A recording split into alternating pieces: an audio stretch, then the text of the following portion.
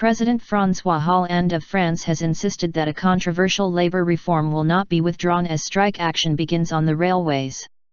The text assures the best performance for businesses and offers new rights to employees, he told a newspaper.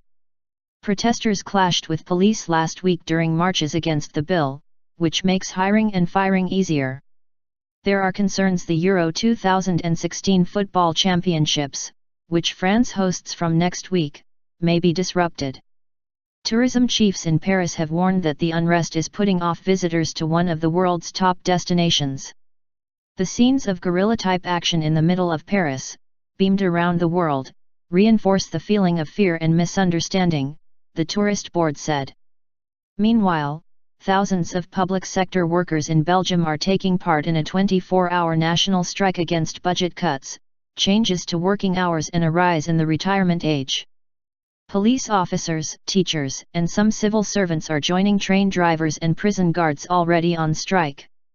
The railway strike began at 1900 hours local time, 1700 hours o'clock GMT, and was expected to cause widespread travel disruption on national and regional networks on Wednesday.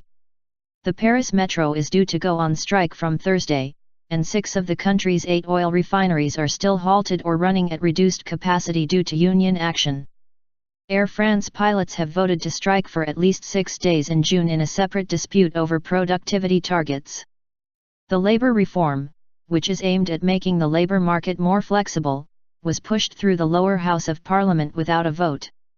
A new national day of action is planned by unions for June 14, when the bill goes to the Senate.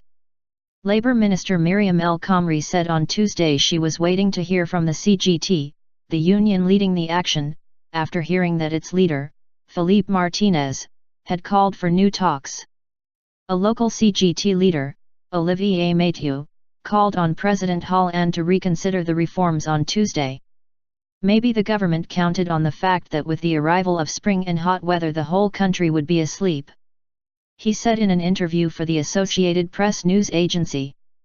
There is no shame in political leaders going back on their decision when they have made a mistake, to create the conditions to discuss social progress in this country, the trade unionist added.